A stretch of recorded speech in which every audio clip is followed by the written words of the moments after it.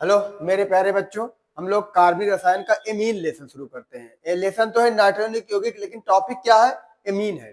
हम लोग एमीन की शुरुआत करते हैं। एमीन जो टॉपिक है ये आपको लगभग 4 से 5 नंबर दिला सकता है बोर्ड पेपर में। अगर आपने वीडियो को अच्छे से देख लिया तो आपका 4 से 5 नंबर फिक्स हो जाएगा। हम लोग शुरुआत करते हैं एमीन। एमीन होता क्या है? एमीन कहते किसे हैं? एमीन अमोनिया का व्युत्पन्न होता है। अमोनिया का एल्किल अथवा एरिल व्युत्पन्न क्या कहलाता है? एमीन कहलाता है।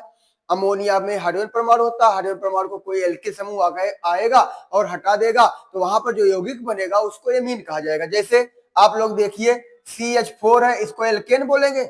और जब इससे कोई समूह बनता है CH3 तो एल्केन का हाइड्रोजन परमाणु हटा जाता है तो क्या बन जाता है? एल्किल समूह। अब एल्किल समूह काम क्या करेगा? वो जाएगा अमोनिया के पास, और अमोनिया के पास जाएगा तो क्या कहेगा? कहेगा भैया हाइड्रोजन को आप हटाइए और हमको ले आके जोड़ लीजिए।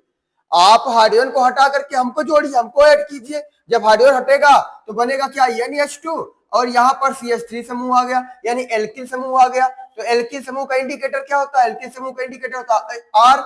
आर अगर लग गया, आर अगर कहीं है तो इसको जान लो एल्किल समूह है। तो RNH2 ये जो बन गया क्या? आपका एमीन बन गया।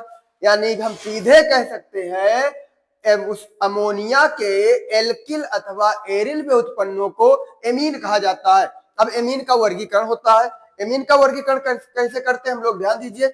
जब अमोनिया का एक हाइड्रोजन परमाणु हटाया जाता है और वहां पर एल्किल समूह जोड़ा जाता है तो जो वहां यौगिक बनता है उसको बोलते हैं प्राथमिक एमीन।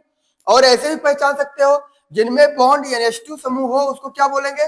प्राथमिक एमीन बोला जाएगा। या कह सकते हैं अगर अमोनिया का एक एल्किल व्युत्पन्न होगा तो उसको प्राथमिक एमीन कहेंगे, 2 एल्किल व्युत्पन्न होगा द्वितीयक एमीन कहेंगे, 3 एल्किल व्युत्पन्न होगा तो तृतीयक एमीन कहेंगे, 1 हाइड्रोजन का विस्थापन होगा तो प्राथमिक एमीन बनेगा, 2 हाइड्रोजन का विस्थापन होगा तो द्वितीयक एमीन बनेगा, 3 हाइड्रोजन का विस्थापन हो जाएगा तो तृतीयक एमीन बन जाएगा। आगे हम लोग चर्चा करते हैं तृतीय, प्राथमिक, द्वितीयक, तृतीयक एमीन आपके समझ में आ गया।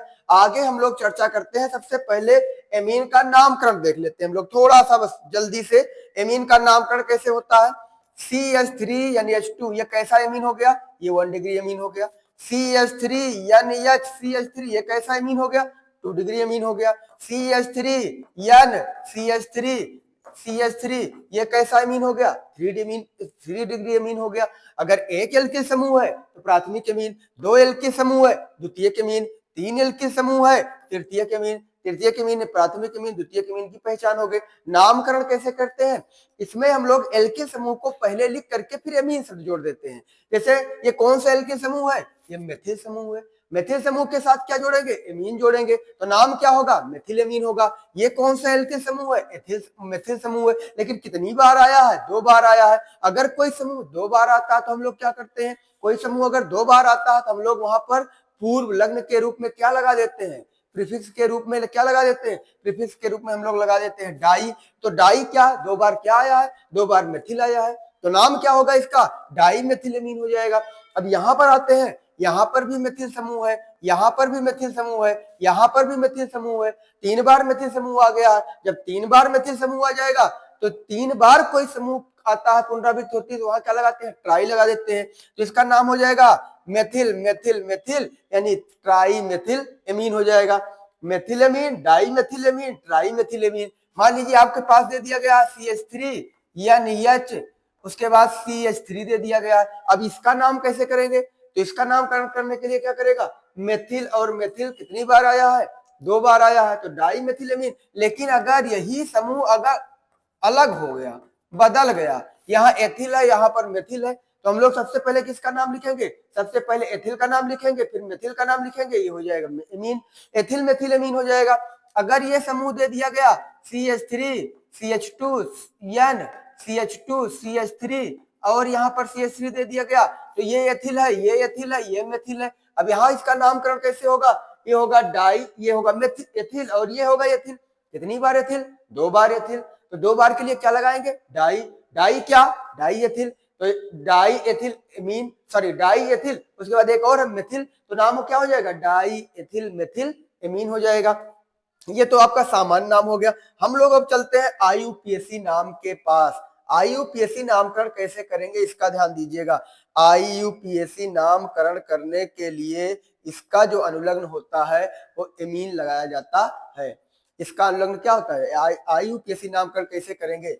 CH3NH2 CH। IUPAC नामकरण का फार्मूला क्या होता है? सूत्र क्या होता है मालूम है? IUPAC का फार्मूला होता है क्या? सबसे पहले लिखा जाता है पूर्व लग्न यानी प्रीफिक्स लिखा जाता है, फिर लिखा जाता है वर्ड रूट यानी शब्दमूल, फिर लिखा जाता है प्राथमिक अनुलग्न, फिर लिखा जाता है द्वितीयक अनुलग्न। ये चार चीजें आपको मालूम होनी चाहिए अगर किसी का नामकरण करना है तब। क्या? पूर्व लग्न, शब्दमूल, प्राथमिक अनुलग्न, द्वितीयक अनुलग्न। पूर्व लग्न जो प्रतिस्थापी समूह होते हैं उनको पूर्व लग्न के रूप में लिखा जाता है। शब्दमूल कार्बन परमाणुओं की संख्या जो होती है उसको शब्द मूल के रूप में लिखते हैं। जैसे 1 होगा तो मेथ, 2 पर एथ, 3 प्रोप, 4 ब्यूट, 5 पेंट, 6 हेक्स। इसी तरह 7 पर हेप्ट, 8 पर आक्ट, नोन, डेक, तो ये शब्द मूल होता है। प्राथमिक अनुलग्न अगर किसी श्रृंखला में एकल बॉन्ड है तो प्राथमिक अनुलग्न लगाते हैं एन, द्वि बॉन्ड होगा तो प्राथमिक अनुलग्न लगाएंगे इन, और ट्रिपल बॉन्ड होगा तो प्राथमिक अनुलग्न आएगा आइन, और द्वितीयक अनुलग्न में जो क्रियात्मक समूह होता है उसका नाम द्वितीयक अनुलग्न के रूप में लिखा जाता है। जैसे एल्कोहल का क्रियात्मक समूह द्वितीयक अनुलग्न लिखेंगे तो आल, एल्डिहाइड का लिखेंगे तो अल, कीटोन का लिखेंगे तो ओन, कार्बोक्सिलिक अम्ल का लिखेंगे तो ओइक अम्ल। वैसे यहाँ पर एमीन, तो हम लोग देखते हैं इसका IUPAC नाम, तो इसका IUPAC नाम क्या हो जाएगा? मेथ, कार्बन परमाणु 1 है तो मेथ हो जाएगा meth plus N plus amine, methanamine. इसका IUPAC नाम क्या हो जाएगा? मेथेनेमीन। जैसे इसका IUPAC नाम क्या होगा? CH3CH2NH2। इसका IUPAC नाम क्या होगा? मेथ एथ, और सिंगल बॉन्ड आया है तो क्या होगा? एन, और क्या हो जाएगा? एमीन, मेथ एथ एथेन धन एमीन, एथेनेमीन। इसका IUPAC नाम क्या होगा? CH3CH2CH2CH2CH3, और यहाँ पर आप लोग बीच में ले आकर के एमीन को रख दीजिए। हम तो अभी तक किनारे पे रखे, मान लीजिए बीच में एमीन आ गया NH2, तो इसमें हम लोग क्या करेंगे? नंबरिंग करेंगे। नंबरिंग किधर से करेंगे? नंबर करने का तरीका क्या होता है? अगर हम इधर से चल रहे हैं तो 1 2 3 4 5, 4 पर एमीन है, हम इधर चलेंगे तो 2 पर एमीन है, तो 1 2 3 4 5। अब क्या होगा? Meth eth prop but pent, pent धन एन धन एमीन। लेकिन एमीन कहां पर है? एमीन 2 पर है तो पेंटेन 2 एमीन हो जाएगा। ये आपका IUPAC नाम हो जाएगा इसका। मान लीजिए द्वितीयक अगर आपके पास एमीन है तब क्या करोगे? कोई द्वितीयक एमीन हो जाएगा तब उसका नाम कैसे लिखोगे? CH3NH CH3NH आपको इसमें देखना है जिस श्रृंखला में कार्बन ज्यादा हो उसको हम लोग क्या बना देते हैं? उसको हम लोग एल्केन की श्रृंखला बना देते हैं। जिसमें कार्बन ज्यादा होगा उसको एल्केन की श्रृंखला बनाएंगे। अब आप देखिए इधर और इधर कार्बन किसमें ज्यादा है? अभी तो भैया कार्बन दोनों में बराबर हो गया है, तो कार्बन दोनों में बराबर हो गया तो चाहे जिसको श्रृंखला मान लो और चाहे जिसको पूर्वलग्न मान लो। तो हम लोग मान लीजिए इसको श्रृंखला मान लेते हैं, इसको पूर्वलग्न मान लेते हैं। अब ये देखा जाता है जो प्रीफिक्स पूर्वलग्न है, मेथिल समूह है, ये किससे लगा है? श्रृंखला से लगा है कि नाइट्रोजन से लगा है? तो ये नाइट्रोजन से लगा है, इसीलिए इसका नाम क्या हो जाएगा? एन मेथिल मेथेनेमीन हो जाएगा, एन मेथिल मेथेनेमीन हो जाएगा।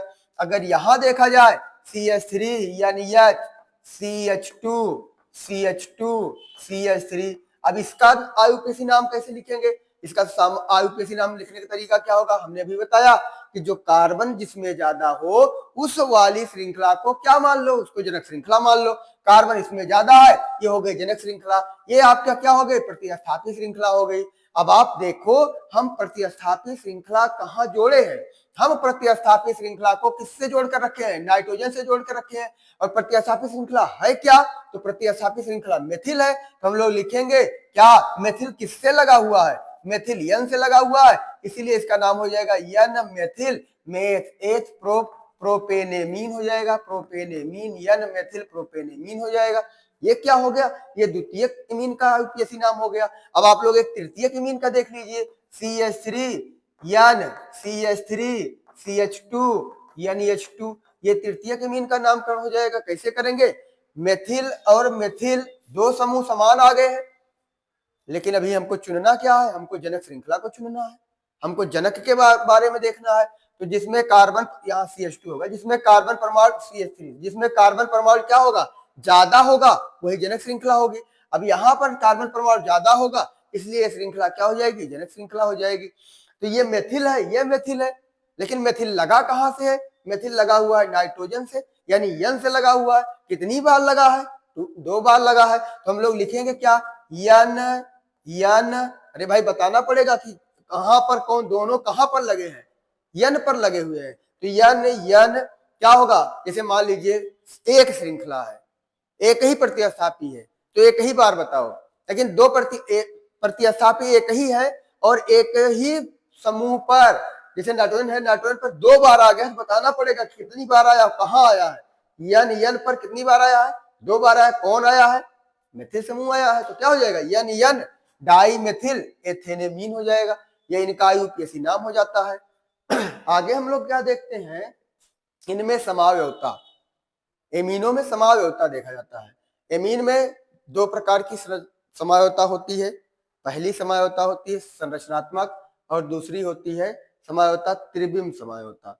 संरचनात्मक समावयवता के अंतर्गत कौन कौन आता है, 1 2 3 4, ये जो 4 समावयवताएं होती हैं, ये समावयवताएं संरचनात्मक समावयवता के अंतर्गत आती हैं, और ये जो दोनों होती हैं त्रिविम समावयवता के अंतर्गत आती हैं। ये ज्यादातर जो एमीन होते हैं, कितने कौन कौन समावयवता व्यक्त करते हैं, इन चारों को ज्यादा व्यक्त करते हैं। जैसे देखा जाए, इन चारों की परिभाषा देख ले और कैसे समावयवता होगी उसको देख लिया जाए। तो हम लोग देखते हैं, जैसे एमीन है, अब इसमें ले लो आप लोग क्या, CH3 CH2 CH2 CH2 NH2, ये भी एमीन है। CH3 CH CH2 CH2, उसके बाद यहां क्या होगा, NH2, ये भी एमीन है। CH3 CH3 CH3 NH2, ये भी एमीन है। अब जब ये सब एमीन है, सबका समावयवता होती क्या है, ऐसे यौगिक जिनके अणु समान हो, परंतु संरचना सूत्र, भौतिक व रासायनिक गुण क्या होते हैं, भिन्न भिन्न होते हैं। हम लोग को इस परिघटना को समावयवता कहते हैं। इस परिघटना को क्या बोला जाएगा, समावयवता। और इस प्रकार के यौगिक को समावयवी यौगिक कहा जाता है। तो यहाँ पर आप लोग देखेंगे तो देखिए, इसमें 1 2 3 4, यानी कि कार्बन परमाणु कितना है, 4 है, और ये हाइड्रोजन कितना है, 3 2 5 2 7 2 9 2 11 C4H11N। इसका जो सूत्र होगा C4H11N होगा। इसका भी देखिए आप लोग, 1 2 3 4, कार्बन 4 हो गया, H3 2 5 6 7 8 9 10, यहां पर CH3 होगा, 11 हो जाएगा। और जब ये 11 हो गया, वो दोनों में अणु क्या हो गया, समान हो गया। लेकिन दोनों में देखिए, इसमें जो श्रृंखला है 1 2 3 कार्बन की है, इसमें 1 2 3 4 कार्बन की है, यानी अणु तो दोनों के समान है, लेकिन दोनों में क्या है, जो इसके वो श्रृंखलाएं हैं, वो श्रृंखलाएं क्या है, अलग अलग है। जब अणु समान, श्रृंखला अलग अलग, तो समावयवता क्या कहलाएगी, श्रृंखला समावयवता कहलाएगी। श्रृंखला समावयवता की एक शर्त है, जो आपका एमीन समूह है, इस एमीन समूह का स्थान बदलना नहीं चाहिए। जब भी देखिए आप लोग, यहाँ पर 1 पर क्या एमीन है, यहाँ पर भी 1 पर एमीन है, यानी कि एमीन समूह का स्थान बदला नहीं है। स्थान को बदले बिना क्या बदल गई है, स्थान को बदले बिना जब उसकी श्रृंखला बदल जाएगी, तो इस प्रकार की समावयवता को श्रृंखला समावयवता कहते हैं। दूसरी आती है क्रियात्मक समावयवता, CH3 CH2 NH2 CH3 NH CH3। अब यहां पर आप लोग देखिए, इसमें अणुसूत्र तो C2H32527 C2H7N, इसमें भी देखो C2H7N, दोनों में क्या है, अणुसूत्र समान है, लेकिन दोनों में क्रियात्मक समूह क्या है, इसका क्रियात्मक समूह है प्राथमिक एमीन और इसका क्रियात्मक समूह है द्वितीयक एमीन। तो ये दोनों कैसे हो जाएंगे, क्रियात्मक समूह समायोगी हो जाएंगे। तो यानी जिसके योग अणुसूत्र समान हो परंतु उनमें क्रियात्मक समूह भिन्न भिन्न हो, क्रियात्मक समूह समायोगी कहलाते हैं।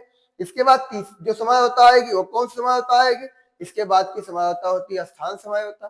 स्थान समझौता में क्या होता है, स्थान समझौता में हमारे जो एमीन समूह है उसका स्थान क्या होगा, बदल जाता है। जैसे ध्यान दीजिए CH3 CH2 CH2 CH CH3, यहां पर क्या हो रहा है, यहां पर श्रृंखला तो वही है, कितने कितने कार्बन की, 1 2 3 4 5, 1 2 3 4 5, यानी 5 कार्बन की श्रृंखला है। लेकिन आप लोग ध्यान दीजिएगा, या आप लोग ये ध्यान दीजिए कि जो समूह है NH2 समूह है, यहां पर किस कार्बन से लगा है, पहले कार्बन से। यहां पर किस कार्बन से लग गया है, दूसरे कार्बन से लग गया है।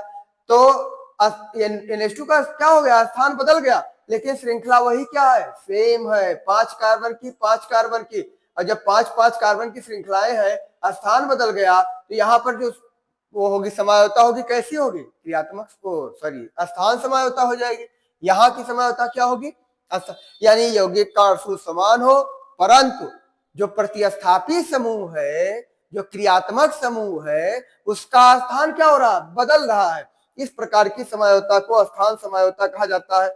मध्यावता में देखिएगा CH3 CH2 CH2 NH CH3,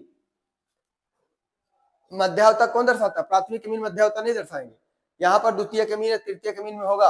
अब यहाँ पर देखिए मध्यावता में इधर कितने कार्बन की श्रृंखला है, 3, इधर कितने कार्बन की श्रृंखला है, 1। लेकिन अगर इसी का एक और यौगिक बनाया जाए CH3 CH2 NH CH2 CH3, अब इधर एक कार्बन की थी, इधर कितने कार्बन की हो गई, 3, इधर 3 की थी, सॉरी 2 की, इधर 3 की थी, इधर कितने की हो गई, 2 की। यानी एक कार्बन की श्रृंखला किसमें बदल गई, 2 कार्बन वाले में। 3 कार्बन की श्रृंखला किसमें बदल गई, 2 कार्बन वाले में। और यहाँ पर इस प्रकार की जो समझौता उत्पन्न होगी उसको हम लोग बोलेंगे मध्यावता। ये ज्यामितीय और प्रकाशीय समझौता बहुत कम व्यक्त करते हैं। आगे हम लोग चलते हैं किस पर, एमीनों के निर्माण की विधियां। एमीन के निर्माण की क्या क्या विधियां हो सकती हैं। पहला क्या है, पहला है नाइट्रो यौगिकों का अपचयन। नाइट्रो समूह पहले जान लो, किस जिस यौगिक में NO2 समूह होता है उसको क्या बोलते हैं, नाइट्रो यौगिक। तो ये क्या है, ये नाइट्रो एल्केन है। क्या है ये, नाइट्रो एल्केन है। और नाइट्रो एल्केन का जब हम लोग अपचयन कराते हैं तो बनता क्या है, एमीन बनता है। कभी भी नाइट्रो यौगिक से अगर एमीन वाला समूह बनाना है तो वहां क्या कराना पड़ेगा, अपचयन। वैसे तो सबसे अच्छा अपचायक क्या है, लिथियम एल्यूमिनियम हाइड्राइड। यहाँ अपचायक के रूप में किसको किसको प्रयोग कर सकते हैं, यहाँ पर अपचायक के रूप में हम प्रयोग करते हैं SN प्लस HCl, या लिथियम एल्यूमिनियम हाइड्राइड, या Na+H2। लेकिन सबसे अच्छा क्या होता है, लिथियम एल्यूमिनियम हाइड्राइड होता है। इसका प्रयोग हम लोग बहुत कम करते हैं, ये थोड़ा महंगा होता है, इसीलिए इसका प्रयोग कम होता है। तो हम लोग क्या कर सकते हैं, SN प्लस HCl के द्वारा इसका अपचयन करा सकते हैं। कैसे अपचयन होगा, ध्यान दीजिएगा। R के स्थान पर हम लोग ले लेते हैं CH3NO2, R के स्थान पर आ गया CH3NO2। अब हम लोग क्या करेंगे, SN प्लस HCl द्वारा अपचयन कराएंगे।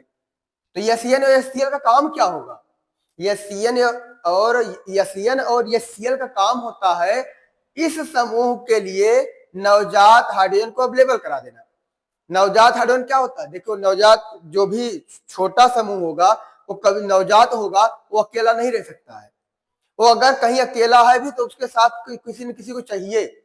जैसे छोटा बच्चा है, 2 साल का बच्चा है, 2 साल का बच्चा रोड पे घूमेगा तो लोग पूछेंगे किसका बच्चा है, कोई न कोई उसको पकड़ेगा। तो वहां पर क्या होगा, छोटा नवजात हाइड्रोजन निकल गया तो ये अकेला रह ही नहीं सकता है। यहाँ नवजात हाइड्रोजन आएगा, और कहां से आएगा नवजात हाइड्रोजन, जो SN और HCl है इसकी क्रिया से नवजात हाइड्रोजन कैसे, SN प्लस क्या होगा 6HCl। तो यहाँ पर क्या, SN प्लस HCl, पहले SN और HCl से कराओ, SN प्लस HCl।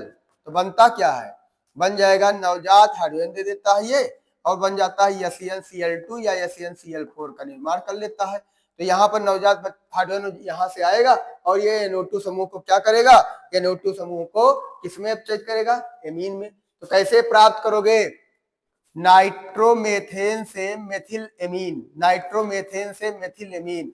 तो नाइट्रोमेथेन का हम लोग अपचयन कराते हैं किससे, SN प्लस HCl से। तो आपका क्या बन जाता है, मेथिल एमीन बन जाता है और जल का अणु निकल जाता है तो नाइट्रोमेथेन से मेथिलेमीन का निर्माण ऐसे हो जाएगा। या कह देगा कि एमीन के निर्माण के किसी एक विधि का रासायनिक समीकरण दीजिए तो ये आपको समीकरण मिल जाएगा। या कैसे प्राप्त करोगे, मेथिल नाइट्रोमेथेन से क्या मेथिलेमीन, नाइट्रोएथेन से क्या एथिलेमीन।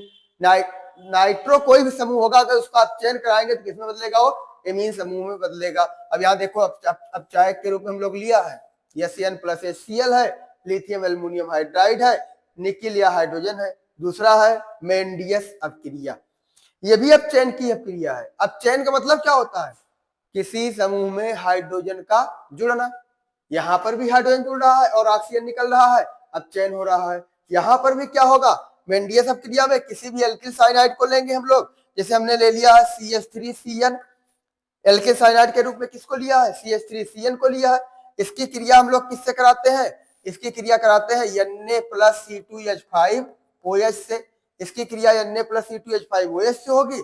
अब ये Na+C2H5 का काम क्या होता है, इसका वर्क क्या होता है, तो Na+C2H5OH से क्रिया करके क्या बनाता है, ये बनाता है सोडियम एथॉक्साइड और हाइड्रोजन, नवजात हाइड्रोजन निकल जाता है। तो यही नवजात हाइड्रोजन जो निकला हुआ है, ये नवजात हाइड्रोजन क्या करेगा, आएगा और इनका क्या करेगा, अपचयन करेगा। किसमें अपचयन करेगा, एमीन में अपचयन करेगा। किससे एमीन बनाना, हमें साइनाइडों से क्या बनाना है, एमीन बनाना है। तो साइनाइड से एमीन, अगर कहीं पे ऐसा शब्द आ जाए बोर्ड पेपर साइनाइड से एमीन, तो तुरंत दिमाग लगाओ कि साइनाइड से एमीन बनाने के लिए क्या किया गया था, अपचयन किया गया था। साइनाइड से एमीन बनाने के लिए क्या किया गया, अपचयन किया गया। मान लीजिए आपका क्या है, CH3CN है, इससे क्या बनाना है, एथिलेमीन बनाना है, CH3CH2NH2, यानी कह रहा है मेथिल साइनाइड से एथिलेमीन। तो इसका आप लोग क्या कराओगे, इसका कराओगे आपको चयन, और किसके द्वारा लगा कराओगे, C2H5OH प्लस Na। अब ये C2H5OH Na यही ये नवजात हाइड्रोजन को अवेलेबल कराता है। जाओ भैया जाओ, तुम जा करके इसको क्या करो, अपचयित करो। हमको ये लेना है, किससे लेना है, हमको इससे यानी मेथिल साइनाइड से हमको एथिलेमीन लेना है। अब वो भेजेंगे, किसको भेजेंगे, नवजात हाइड्रोजन को भेजेंगे। लेकिन नवजात हाइड्रोजन को कहां से भेजा जाएगा, नवजात हाइड्रोजन को एथेनॉल और NaOH की जब क्रिया कराएंगे तो वहां से जो नवजात हाइड्रोजन निकलेगा, वही नवजात हाइड्रोजन जा करके मेथिल साइनाइड को किसमें बदलेगा, एथिलेमीन में बदलेगा। तो यह अपक्रिया क्या होती है, मेंडियस अपक्रिया होती है। मेंडियस अपक्रिया पेपर में आ जाए, मेंडियस अपक्रिया क्या होती है, तो मेंडियस अपक्रिया में साइनाइडों का चयन होता है। अब यहाँ विकल्प में भी क्वेश्चन आ सकता है, मेंडियस अपक्रिया में बनता है, तो मेंडियस अपक्रिया में क्या बनेगा, एल्कोहल बनेगा, कार्बोक्सिलिक अम्ल बनेगा, कीटोन बनेगा, कि आपका एमीन बनेगा। तो मेंडियस अपक्रिया में क्या बन रहा है, मेंडियस अपक्रिया में आपका एमीन बन रहा है। आगे आता है एमीन निर्माण की कुछ का नेमिंग रिएक्शन आपको पढ़ना है कि इसमें नेमिंग रिएक्शन में इसमें अपक्रिया आती है। हाफमैन ब्रोमाइड ब्रोमेमाइड अपक्रिया बहुत ही इंपॉर्टेंट है। हाफमैन ब्रोमेमाइड अपक्रिया बहुत ही इंपॉर्टेंट है, इसको जान लेना। कैसे, हाफमैन ब्रोमाइड अपक्रिया में क्या, हाफमैन ब्रोमेमाइड अपक्रिया में होता क्या है, CH3CO किसी भी एमाइड को अगर एमीन में बदलना है, अगर किसी भी साइनाइड को एमीन में बदलना था तो क्या किए, अपचयन। अगर किसी भी एमाइड को एमीन में बदलना है, जैसे मान लीजिए क्या है, एसिटेमाइड है, एसिटेमाइड को एमीन में बदलना है, तो हम लोग क्या करेंगे, CH3CH2NH2 बन गए, हम लोग कराएंगे। वहां पर क्या, किसी भी एमाइड को अगर एमीन में बदलना है तो हम लोगों के जेहन में, दिमाग में एक बात रहे, क्या, हाफमैन ब्रोमेमाइड, यानी कि ब्रोमेमाइड में एमाइड आ रहा है, ब्रोमेमाइड में लास्ट में ब्रोमेमाइड यानी एमाइड शब्द आ रहा है, तो हम लोग क्या करेंगे, एसिटेमाइड, ठीक है, बेंजेमाइड, किसी का भी कराएंगे तो हमको एमीन बनेगा। यानी कि हम इतना दिमाग में नोट करके रखना है कि एमाइडों से हमको एमीन बनाना है, तो हम लोग किस अपक्रिया का सहारा ले सकते हैं, हाफमैन ब्रोमेमाइड अपक्रिया का सहारा ले सकते हैं। यहाँ होता क्या है, Br2 प्लस KOH होता है, और Br2 और KOH जब इससे एमाइड से क्रिया कराते हैं तो हमको देते क्या है, हमको देते हैं CH3NH2, यानी सबसे पहले आपको मिलेगा क्या, आपको सबसे पहले जो उत्पाद बनेगा वो बनेगा एमीन। क्या बनेगा, एमीन बन जाएगा। अब यहाँ पर एक अच्छा सा क्वेश्चन आप लोग समझिए, वो कह रहा है कि कैसे प्राप्त करोगे, किससे, मेथिल साइनाइड से, या कह रहा कैसे प्राप्त करोगे एसिटिक अम्ल से मेथिलेमीन। तो एसिटिक अम्ल से मेथिलेमीन बनाने के लिए क्या करोगे, एसिटिक अम्ल की क्रिया कराओगे किससे, NH3 से। बनेगा क्या, जैसे CH3 COOH है प्लस NH3 से क्रिया कराओगे, बनेगा क्या, CH3 COONH4। फिर क्या होगा, CH3 COONH4 का अब जल अपघटन कराओगे तो बनेगा क्या, CH3 CONH2 बन जाएगा। अब CH3 CONH2 से आपको मेथिलेमीन मिल जाएगा। तो यहाँ पर आप लोग ध्यान दीजिएगा, हाफ मैन ब्रोमीमाइड क्रिया में होता क्या है, हाफ मैन ब्रोमीमाइड क्रिया में किसी भी एमाइड की क्रिया किससे कराते हैं, ब्रोमीन और KOH से। तो हमको क्या मिल जाता है, हमको मिल जाता है क्या, एमीन प्राप्त हो जाता है। यह क्रिया क्या कहलाती है, हाफ मैन ब्रोमीमाइड अपक्रिया कहलाती है। दूसरी अपक्रिया में हम लोग चलते हैं, दूसरी अपक्रिया में है क्या, स्मिट अपक्रिया। यह क्रिया क्या है, यह क्रिया कार्बोक्सिलिक अम्ल से एमीन बनाने के लिए प्रयोग की जाती है। कार्बोक्सिलिक अम्ल से जब हम लोग एमीन बनाते हैं तो किस अपक्रिया का प्रयोग करते हैं, स्मिट अपक्रिया का प्रयोग करते हैं। जैसे CH3 है, COOH है, इससे हमको क्या प्राप्त करना है, CH3NH2 प्राप्त करना है। तो स्मिट अपक्रिया में होगा क्या, इसकी क्रिया कराएंगे क्या, N3H से, इसी का नाम है हाइड्राजोइक अम्ल। जब कार्बोक्सिलिक अम्ल को H2SO4 की उपस्थिति में हाइड्राजोइक अम्ल के साथ गर्म करते हैं तो हमको क्या मिल जाता है, हमको मिल जाता है एमीन। यह अपक्रिया क्या कहलाती है, स्मिट अपक्रिया कहलाती है। क्या होगी, स्मिट अपक्रिया हो जाएगी। यहाँ से कार्बन डाइऑक्साइड गैस निकल जाएगी, यहाँ से जब कार्बन डाइऑक्साइड गैस निकल जाएगी NO2 निकल जाएगा, आपको प्राथमिक अमीन मिल जाएगा। यहाँ पर आगे बात होती है एल्किल हैलाइड का अमोनी अपघटन। एल्किल हैलाइड का अमोनी अपघटन कराते हैं तो हमको एमीन प्राप्त होता है। कैसे,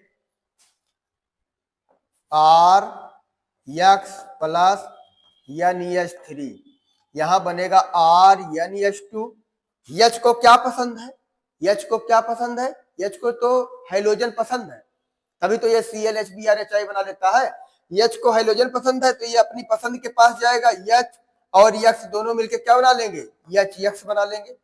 यानी कि याद रखिएगा, हाइड्रोजन को क्या पसंद है, हाइड्रोजन पसंद है, और वो अपनी पसंद के पास जाएगा तो अपनी पसंद का साथ छोड़ेगा नहीं। तो यहाँ पर क्या बनेगा, भाई एक H निकल गया, NH2 समूह बन गया, और यहाँ पर R, ये भी X इसका R का साथ छोड़ के भगा, ये भी अकेला तनहा बेचारा है, और यहाँ से H निकल गया, NH2 भी समूह अकेला तनहा बेचारा बचा हुआ है, दोनों तन्हाई में है तो दोनों मिल जाएंगे और बन जाएगा क्या, RNH2 बन जाएगा, और आगे क्या मिलेगा, X आ जाएगा। अब इसके द्वारा हम लोग प्राथमिक द्वितीयक तृतीयक अमीन को भी प्राप्त कर सकते हैं। इसके द्वारा प्राथमिक द्वितीयक तृतीयक अमीन और चतुर्थक अमोनियम लवण का निर्माण किया जा सकता है। अब आता है एमीन के मुख्य भौतिक गुण। एमीन का सबसे पहला भौतिक गुण क्या होता है, इसकी अवस्था बताते हैं, प्रकृति बताते हैं। तो जो मेथिल एमीन होता है ये प्रायः किस रूप में पाया जाता है, गैस के रूप में। और जो एथिल एमीन होता है ये क्या होता है, वाष्पशील द्रव होता है। आपको पता होगा वाष्पशील द्रव क्या है, विलयन लेसन में पढ़ाया गया है कि वाष्पशील द्रव किसे कहते हैं। गंध जो निम्नतर एलिफैटिक एमीन होते हैं, एलिफैटिक और एरोमेटिक जान लीजिए। जिनमें R समूह हो उसको क्या बोलते हैं, एल्किल समूह हो उसको बोलते हैं एलिफैटिक एमीन, और जिसमें एरिल समूह हो उसको बोलते हैं एरोमेटिक एमीन। एरिल समूह का मतलब क्या होता है, एरिल समूह का मतलब होता है C6H5। अगर जिसमें C6H5 समूह उपस्थित है उसको क्या बोलेंगे, उसको हम लोग बोलेंगे एरोमेटिक। एरोमेटिक का को हम लोग किससे दर्शाते हैं, AR का मतलब कहीं लिखा रहे तो जान लो C6H5 है, R एल्किल समूह है। विलयता, ये जल के साथ में अत्यधिक विलय होते हैं। क्यों विलय होते हैं, क्योंकि ये जल के साथ हाइड्रोजन अबंध का निर्माण कर लेते हैं। एमीन जल के साथ मिल करके हाइड्रोजन अबंध का निर्माण करता है, जिसके कारण ये बहुत तीव्रता से जल में घुलता है। हाइड्रोजन अबंध में होता क्या है, हाइड्रोजन अबंध बनता कहां पर है, ये अणुओं के बीच बनता है, कभी भी परमाणुओं के बीच हाइड्रोजन अबंध का निर्माण नहीं होता। कैसे? जैसे मान लीजिए आपका क्या है, RnH2 है और HOH है।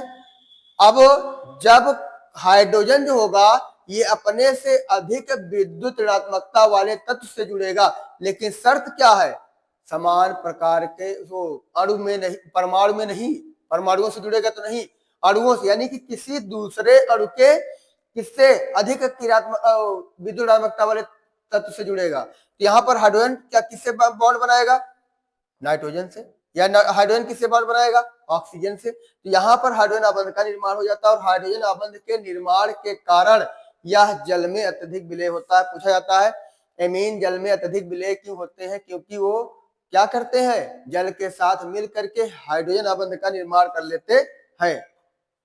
ये ध्रुवीय प्रकृति के होते हैं, लेकिन इनकी ध्रुवीयता क्या होती है, अल्कोहलों से कम होती है और एल्केनों से ज्यादा होती है। एमीन की ध्रुवीयता एल्कोहलों से कम और एल्केनों से ज्यादा होती है। अब आता है एमीन के गुण। एमीन प्रायः क्षारीय होते हैं, क्यों? एमीन प्रायः क्षारीय होते हैं, क्यों? तो हम लोग देखते हैं कि एमीन की क्षारीय प्रकृति का कारण बताइए। तो हम लोग कह सकते हैं एमीन जल, अच्छा क्षारक की पहचान क्या होती है, क्षारक की पहचान होती क्या है, क्षारक जो होते हैं वो जलीय विलयन में क्या दे देते हैं, जलीय विलयन में OH माइनस आयन दे देते हैं। क्षारक जलीय विलयन में OH माइनस आयन दे देते हैं। अब यहाँ पर भी हम लोग एमीन की क्रिया जब जल से कराते हैं तो ये क्या करता है, OH माइनस आयन मतलब हाइड्रोक्सिल आयन दे देता है, और हाइड्रोक्सिल आयन दे देता है तो ये क्या किस प्रकृति का होगा, क्षारीय प्रकृति का होगा। हम इसमें एक चीज और बता सकते हैं, एमीन पर कौन सा क्या होता है, लोन पेयर इलेक्ट्रॉन होता है, जिसके कारण ये क्षारीय प्रकृति के होते हैं। एमीन पर कौन सा इलेक्ट्रॉन होता है, लोन पेयर इलेक्ट्रॉन होता है, जिसके कारण ये क्या होते हैं, क्षारीय प्रकृति के होते हैं। वो कैसे, RnH2 यहाँ पर लोन पेयर है, HOH, और जब HOH है तो इसमें जब जल में घोला जाएगा तो इसका आयन होगा। मान लीजिए H पर प्लस आया, O पर OH पर माइनस आया। H प्लस को क्या दिख रहा है, H प्लस को क्या दिख रहा है, कोई डकैती डालने जा रहा है, कोई चोर है तो चोर को क्या दिखेगी, तिजोरी दिखेगी कि कहाँ है भैया सामान, उसी तिजोरी पर ही अटैक करेगा वो। तो H प्लस को क्या दिख रहा है, H प्लस का मतलब इसके पास इलेक्ट्रॉन है ही नहीं, एक प्रोटॉन बन गया है। अब इसको क्या दिखेगा, कहीं 2 इलेक्ट्रॉन हो हम जा करके पकड़ ले आए। तो H प्लस को क्या दिख रहा है, N के पास जो लोन पे इलेक्ट्रॉन हो दिख रहा है। अब ये चला जाएगा, क्या बनाएगा, RnH2, पहले से एक H और आ गया, RnH3 हो गया। और ये क्या करेगा, H प्लस इलेक्ट्रॉन तो ले लेगा, इलेक्ट्रॉन तो ले लेगा, लेकिन उसका जो H प्लस का जो धनायन है वो किसके पास चला जाएगा, वो चला जाएगा किसके, एमीन के पास चला जाएगा, इस ये बना लेगा। उसके बाद यहाँ पर क्या बचेगा, जो OH माइनस आयन बचा हुआ है, ये OH minus ion hydroxyl ion दे देता है। अतः एमीन किस प्रकृति के होते हैं, एमीन क्षारीय प्रकृति के होते हैं। अब आता है मेथिल और एथिलेमीन प्रतिस्थापित एमीनों की भास्मिक प्रबलता का क्रम। कौन सा एमीन जो होता है वो अधिक क्षारीय होता है, मेथिलेमीन और एथिलेमीन में। देखिए आपका क्या है, द्वितीयक एमीन है, ये आपका क्या है, प्राथमिक एमीन है, ये आपका क्या है, तृतीयक एमीन है, और ये क्या है, अमोनिया है। तो याद रखे रहिएगा, क्लास में बताया गया कि क्यों इसकी प्रबलता का क्रम कैसे होता है। यहाँ पर हमेशा याद रखे सबसे प्रबल एमीन कौन सा होता है, द्वितीयक एमीन। अगर विकल्प में कहीं मिल जाए कि प्रबलता का क्रम यानी सबसे प्रबल अमीन कौन सा होगा, तो सबसे प्रबल अमीन द्वितीयक अमीन होता है। अमोनिया की प्रबलता सबसे कम होती है, क्षारीय प्रबलता सबसे कम होती है। इसमें आता है एथिलेमीन। एथिलेमीन में क्या होता है, इसमें भी वही द्वितीयक अमीन प्लस आई प्रभाव के कारण द्वितीयक अमीन की प्रबलता सबसे अधिक होती है, यानी कि एथिलेमीन में भी जो द्वितीयक अमीन होता है उसका क्षारीय गुण सबसे अधिक होता है। एनिलीन, एनिलीन है क्या, पहले इसको जान लेते हैं हम लोग। एनिलीन C6H5NH2 समूह को हम लोग क्या बोलते हैं, एनिलीन कहा जाता है। C6H5NH2 समूह को हम लोग क्या बोलते हैं, एनिलीन। इसी का दूसरा नाम है फेनिल एमीन, चाहे एनिलीन बोल दो और चाहे आप लोग फेनिल एमीन बोल दो। तो फेनिल एमीन या एनिलीन, एनिलीन में क्वेश्चन आया बोर्ड में, एनिलीन की हैलोजनीकरण और नाइट्रीकरण क्रिया क्या है, यानी हम हैलोजनीकरण किसे कहते हैं, जब किसी यौगिक में हाइड्रोजन आकर के जुड़ता है और हाइड्रोजन को हटाता है या किसी समूह को हटाता है तो उसको बोलते हैं हैलोजनीकरण। और नाइट्रो समूह आकर के जुड़ेगा तो नाइट्रीकरण हो जाएगा। यहाँ पर हैलोजनीकरण देखिए, एनिलीन आपका है और इसकी क्रिया कराते हैं क्या, एक्वस, किसमें, एक्वस ब्रोमीन से, जलीय ब्रोमीन से। जब एनिलीन की क्रिया जलीय ब्रोमीन से कराते हैं तो हमको क्या मिल जाता है, 2,4,6 ट्राई नाइट्रो एनिलीन। अरे भैया ये ब्रोमो है, सॉरी ब्रोमो है। अब ये क्या है, इस इतने समूह को हम लोग बोलेंगे एनिलीन। अब क्या होगा, 1 2 3 4 5 6, ये हो जाएगा 2 4 6। 2 4 6 पर क्या है, ब्रोमीन है, ब्रोमीन ब्रोमीन ब्रोमीन, 3 बार ब्रोमीन, तो 2 4 6 पर ब्रोमीन है तो हम बोलेंगे 2 4 6। ब्रोमीन कितनी बार है, 3 बार, 3 बार के लिए क्या लगाएंगे, ट्राई ब्रोमो एनिलीन हो जाएगा ये। आगे आता है नाइट्रीकरण। इसका नाइट्रीकरण हम लोग किसके द्वारा कराते हैं, इसका नाइट्रीकरण कराने के लिए हम लोग क्या लगा के रखते हैं, यहाँ पर हम लोग रखते हैं HNO3। नाइट्रीकरण कराने के लिए किसका प्रयोग करते हैं, HNO3 का प्रयोग करते हैं। लेकिन इसमें अभिकर्मक क्या होता है, एसिटिक एनहाइड्राइड। एसिटिक एनहाइड्राइड के उपस्थिति में जब इसका नाइट्रीकरण कराया जाता है तो हमको क्या प्राप्त होता है, पैरा नाइट्रो और आर्थो नाइट्रो का क्या मिलता है, मिश्रण मिलता है। पैरा नाइट्रो और आर्थो नाइट्रो का मिश्रण मिलता है। एनिलीन का नाइट्रीकरण कराते हैं तो पैरा नाइट्रो और आर्थो नाइट्रो का मिश्रण मिलता है, जिनमें से पैरा नाइट्रो जो होता है ये क्या होता है, मेजर प्रोडक्ट होता है, और ये क्या हो जाता है, माइनर प्रोडक्ट हो जाता है, यानी मुख्य उत्पाद हो जाता है और सह उत्पाद हो जाता है। इसका कारण क्या है, इसका कारण है इनके दोनों के बीच की दूरी, इसके बीच की दूरी ज्यादा है, हाइड्रोजन बनेगा नहीं। इसकी क्या ये क्या होगा, मुख्य उत्पाद होगा, ज्यादा देर तक रह सकता है।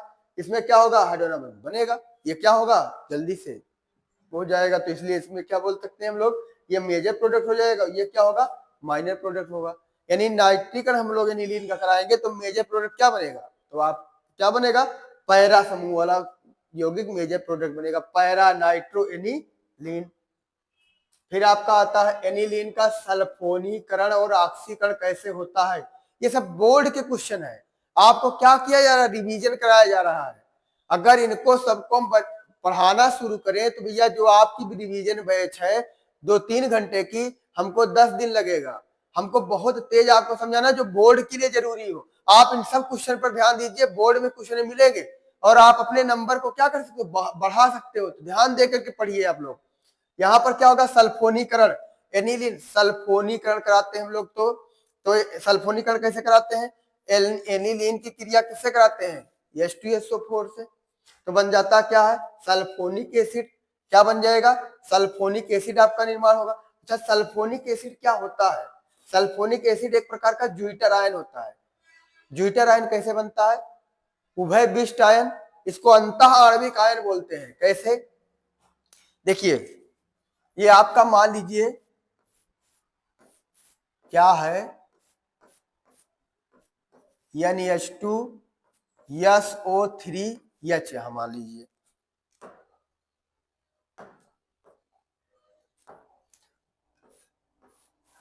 कलर चेंज कर दिया जाए, यहाँ क्या होगा, NH2, यहाँ SO3H। अब यहाँ पर क्या होगा, अम्ल है, और अम्ल का मतलब क्या है कि इसके पास क्रियाशील हाइड्रोजन होगा और इसके पास क्या है, लोन पेयर है, और यहाँ H प्लस है। H प्लस को क्या दिख रहा है, H प्लस को दिख रहा है लोन पेयर। H प्लस को क्या दिख रहा है, लोन पेयर। ये 2 इलेक्ट्रॉन लेना चाहेगा, प्लस के रूप में, इसके पास इलेक्ट्रॉन नहीं है तो ये किसके पास जाएगा, लोन पेयर के पास जाएगा। जब इसके पास जाएगा तो यहाँ पर क्या होगा, NH2 था, एक H गया तो NH3 हो गया, पॉजिटिव आयन उसको देगा, उसका लोन पेयर लेगा, यहाँ पर ये समूह आपका आ गया। और यहाँ पर क्या बच रहा है, SO3H, इसको बोलते हैं उभय विशिष्ट आयन, ज्यूइटर आयन। जब हम लोग एनिलीन का क्या कराते हैं, सल्फोनीकरण कराते हैं तो हमको क्या मिल जाता है, हमको मिल जाता है क्या, एनिलीन का सल्फोनीकरण कराने पर हमको एक ज्यूइटर आयन वाला उत्पाद मिलता है। अब यहाँ पर आगे आता है ऑक्सीकरण। ऑक्सीकरण में क्या होता है, अगर हम लोग क्या कराएं, एनिलीन का ऑक्सीकरण कराने के लिए सबसे अच्छा ऑक्सीकारक याद रखिएगा, हर जगह यौगिक में यूज कर सकते हैं, K2Cr2O7 प्लस H2SO4। ये क्या करता है, ये दोनों आपस में क्रिया करते हैं, ये दोनों जब आपस में क्रिया करेंगे इन दोनों के आपस में क्रिया करने के कारण क्या बनता है? क्रिया करने से बनता है क्या? नवजात ऑक्सीजन। वही नवजात ऑक्सीजन आकर के इसका क्या करता है? ऑक्सीकरण कराता है। एनिलीन का ऑक्सीकरण कराने से क्या बनता है? पैराबेंजोक्विनोन का निर्माण होता है। कैसे प्राप्त करोगे एनिलीन से पैराबेंजोक्विनोन? तो हमको क्या कराना पड़ेगा? ऑक्सीकरण।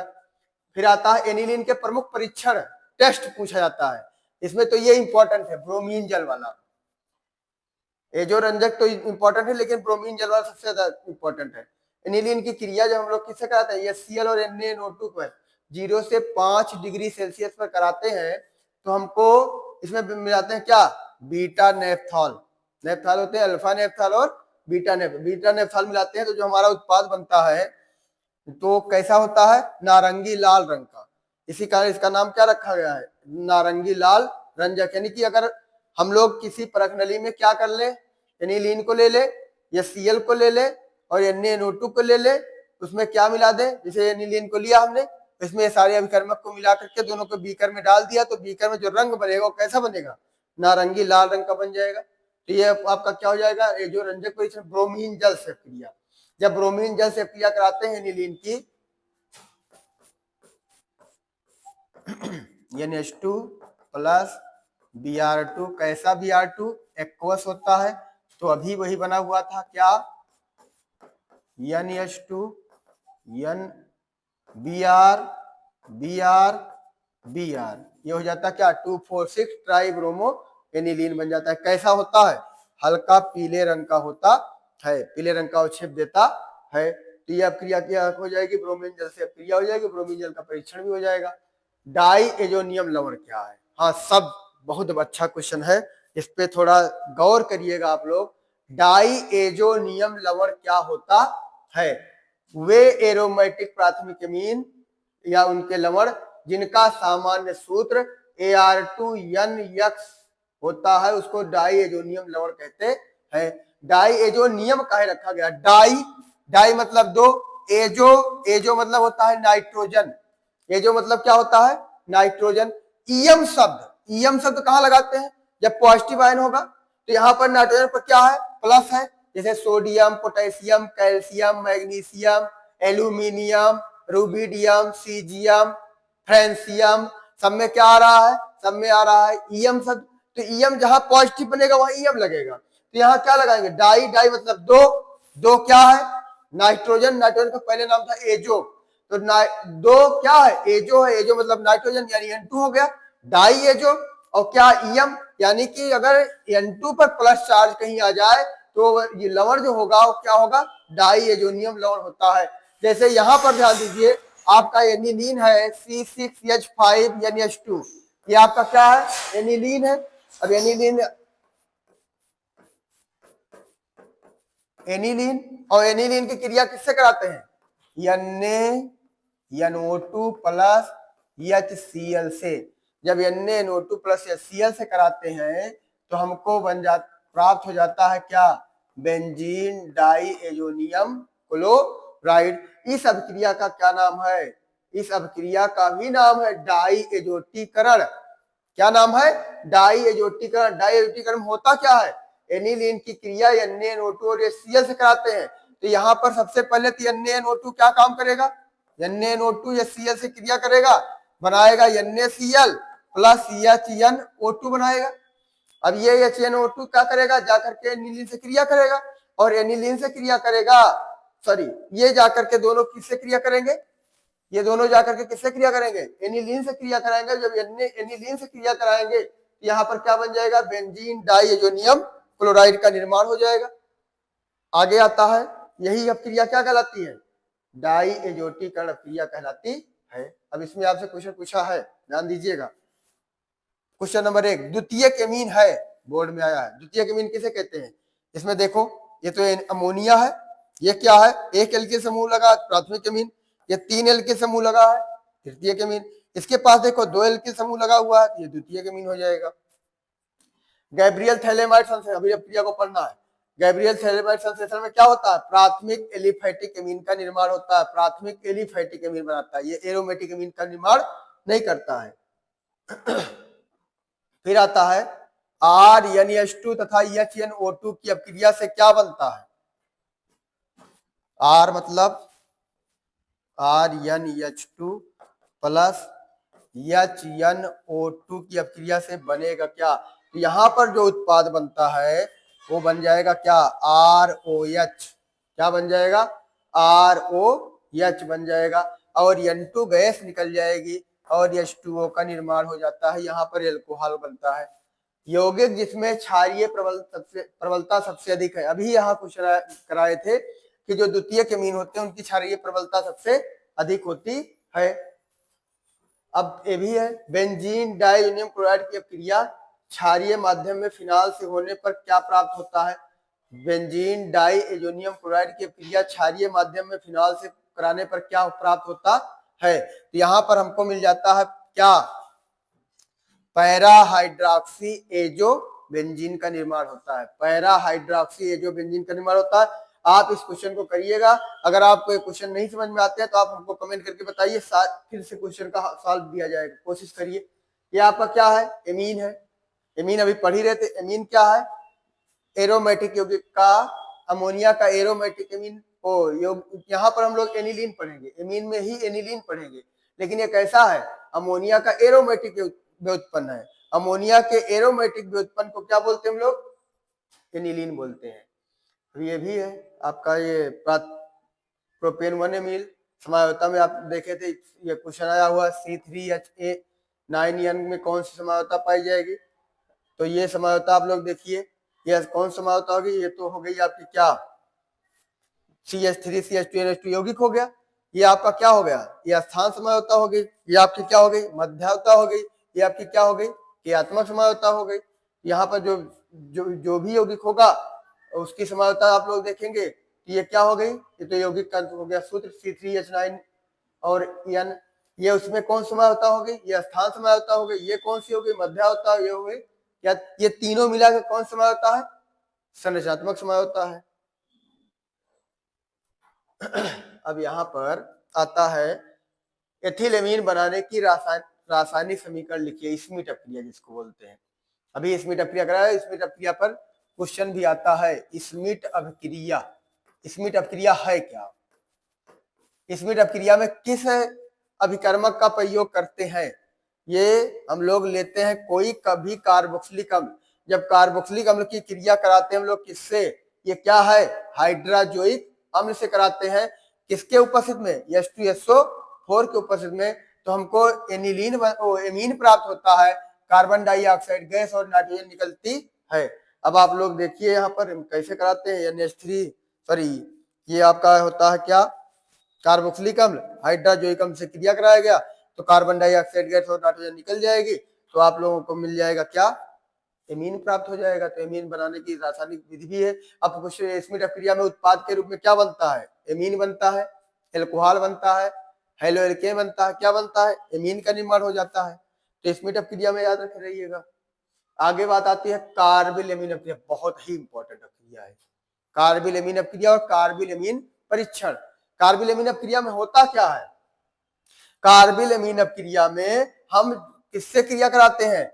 किसी भी एमीन की क्रिया, लेकिन एक चीज और है, कार्बिल एमीन अपक्रिया कौन देता है? 1 डिग्री एमीन देता है, प्राथमिक एमीन देता है। किसी भी एमीन यानी प्राथमिक एमीन की क्रिया किससे कराते हैं? क्लोरोफॉर्म से, CH प्लस 3KOH। यहाँ पर बनता क्या है? यहाँ पर बनता है CH3CH2NC बन जाता है, प्लस क्या बन जाएगा? 3KCl।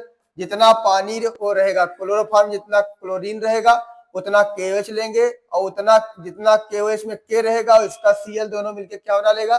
KCl। प्लस बन क्या जाएगा? प्लस बन जाएगा 3H2O। यहाँ पर इसका नाम कार्बिल एमीन अपक्रिया काहे रखा गया? ध्यान दीजिएगा, यहाँ पर ये आइसोसाइनाइड बनाता है और आइसोसाइनाइड को ही कार्बिल एमीन कहा जाता था। और इसकी जो गंध होती है वो बहुत ही तीव्र दुर्गंध आती है। इसमें बहुत ही नाक फाड़ देने वाली गंध आती है। दुर्गंध युक्त पदार्थ क्या बनता है? इसको चाहे कार्बिल एमीन बोल दो और चाहे इसको बोल दो क्या? आइसोसाइनाइड बोल दो। तो कार्बिल एमीन क्रिया में क्या होता है? जब हम एनिलीन की क्रिया, सॉरी एनिलीन नहीं, किसी भी प्राथमिक एमीन की, लेकिन एनिलीन ज्यादा देता है, एनिलीन पे ज्यादा पूछा जाता है। जब हम किसी भी प्राथमिक एमीन की क्रिया किससे कराते हैं, क्लोरोफॉर्म और KOH से कराते हैं, तो हमको दुर्गंध युक्त पदार्थ आइसोसाइनाइड प्राप्त हो जाता है। यही अब क्रिया कार्बिल एमिनम क्रिया कहलाती है। क्या होता है जब एनिलीन एथिलेमीन की क्रिया किससे कराते हैं, एथिलेमीन की क्रिया SNO2 से कराते हैं, तो हमको एल्कोहल, अभी भैया क्या बनता है, एल्कोहल का निर्माण हो जाता है। आगे आता है क्या, हाफमैन ब्रोमेमाइड अपक्रिया। हाफमैन ब्रोमेमाइड अपक्रिया अभी देखा गया था। हाफमैन ब्रोमेमाइड अपक्रिया क्या है, किसी भी एमाइड को किसमें बदलना है, एमीन में बदलना है। अगर किसी भी एमाइड को एमीन में बदलना रहेगा तो हम लोग क्या कराएंगे, हाफमैन ब्रोमेमाइड अपक्रिया कराएंगे। जैसे आपका क्या है, ये आपका एमाइड है, इसको किस में बदलना है, एमीन में बदलना है। लेकिन याद रखे रहिएगा, एमाइड में जितना कार्बन होता है उससे एक कम कार्बन वाला एमीन बनता है। जैसे यहाँ पर कितने कार्बन का एमाइड है, 1 2 3 कार्बन का एमाइड है, लेकिन यहाँ पर एमीन किसका बना हुआ है, 2 कार्बन का। तो जितने कार्बन का एमाइड होगा उससे एक कम कार्बन का क्या बनेगा, एमीन बनेगा। तो प्रोपेनामाइड, अब क्या प्रोपेनामाइड की क्रिया किससे कराए हैं, Br2 और KOH से। तो किसी भी एमाइड, प्रोपेनामाइड, एसिटेमाइड, अगर एस्टेमाइड की क्रिया कराएंगे तो यहाँ बनेगा क्या, एथिलेमीन। अगर बेंजेमाइड की क्रिया C6H5CONH2, बेंजेमाइड की क्रिया कराएंगे तो क्या बनेगा, एनिलीन बनेगा। तो दिमाग में रखना है कि किसी भी एमाइड को अगर एमीन में बदलना है तो हम लोग क्या कराएंगे, हाफमैन ब्रोमेमाइड अपक्रिया को उठा के ला करके चिपका देते हैं। पेपर में आ जाए कि एमाइड से एमीन, तो आप तुरंत दिमाग में रखो कि हाफमैन ब्रोमेमाइड अपक्रिया होगी। फिर आपका आता है एथिलेमीन की मेथिल मैग्नीशियम आयोडाइड। इसी का नाम क्या है, इसी का नाम है ग्रिग्नार्ड अभिकर्मक। जो आपका ये अभिकर्मक है इसका क्या नाम है, ग्रिग्नार्ड अभिकर्मक। इसका इंडिकेटर वैसे होता है RMGX या ARMGX। इस प्रकार के यौगिकों को हम लोग क्या बोलते हैं, ग्रिग्नार्ड अभिकर्मक। जब हम लोग एथिलेमीन की क्रिया किससे कराते हैं, या एमीन की क्रिया किससे कराते हैं, ग्रिग्नार्ड अभिकर्मक से कराते हैं। तो आपके पास ये नाइट्रोजन वाला हाइड्रोजन है, ये भी क्रियाशील है, ये किस पे अटैक करेगा, तुरंत मेथिल समूह पर जाकर के अटैक करेगा। मेथिल समूह में क्या होगा, यहाँ पर देखो हम लोगों ने देखा था इसकी जरूरत क्यों पड़ी, अभिकर्मक क्यों बनाया गया, ये ग्रिग्नार्ड अभिकर्मक क्यों बना, विक्टर ग्रिग्नार्ड ने इसको बनाया क्यों। हम लोगों ने अधिकतर चीजों पे देखा कि CH3Cl है या कहीं समूह है तो CH3 पर क्या बनता था, प्लस, और Cl पर यानी कार्ब धनायन का तो निर्माण हो जाता था। लेकिन अगर हमको कार्ब ऋणायन वाला यौगिक बनाना है, कार्ब ऋणायन जहां पर आए तो हम कैसे करेंगे। तो उन्होंने विक्टर ग्रिग्नार्ड ने क्या किया, एक अभिकर्मक दिया। इस अभिकर्मक में क्या होता है, CH3 पर कौन सा चार्ज होता है, माइनस चार्ज होता है, इसको बोलते हैं कार्ब ऋणायन। और यहाँ पर क्या होगा, क्रियाशील हाइड्रोजन है, शैतान है, दुष्ट है, आवारा है, तो ये क्या करेगा, ये सब कुछ फेंक के भग जाता है। कभी भी गुस्सा आती है ना तो हमारा भी अपना ही नुकसान कर बैठते हैं। जैसे मान लीजिए आपके यहाँ क्या है, आपके यहाँ घर में 4 लोग हो, 8 समोसा आ गए, आपको अकेला एक मिल गया, हिस्से तो आया है 2 लेकिन मिला है 1, तो गुस्सा आएगी, उसको भी फेंक दोगे, ले जाओ खा लीजिए आप लोग, हमको कुछ नहीं खाना है। हाइड्रोजन भी वैसे होता है, शैतान होता है, दुष्ट होता है, वो क्या करता है, अपना ही इलेक्ट्रॉन फेंक के भग जाता है। इलेक्ट्रॉन फेंकता है तो जहां इस पर आएगा प्लस और यहाँ पर आ जाता है माइनस चार्ज, तो ये प्लस वाला किस पे अटैक करेगा, माइनस पे अटैक करता है और क्या बना लेता है, CH4। आगे बहुत सारे रिएक्शन में आपको ग्रिग्नार्ड अभिकर्मक दिखाई पड़ेगा। तो जहां पर हमको CH3 पर माइनस चार्ज लाना होगा वहां पर हम लोग क्या करेंगे, ग्रिग्नार्ड अभिकर्मक का प्रयोग कर लेते हैं। ये क्रिया हुई एथिलेमीन की, ग्रिग्नार्ड अभिकर्मक से क्रिया कराई थी तो क्या बना हुआ था, मेथेन बना हुआ था। आगे आता है स्मिट अपक्रिया द्वारा। भाई स्मिट अपक्रिया बार बार कहे अभी, फिर इसके पहले भी स्मिट अपक्रिया पढ़ा गया। स्मिट अपक्रिया द्वारा मेथिलेमीन बनाने की विधि का रासायनिक समीकरण दीजिए।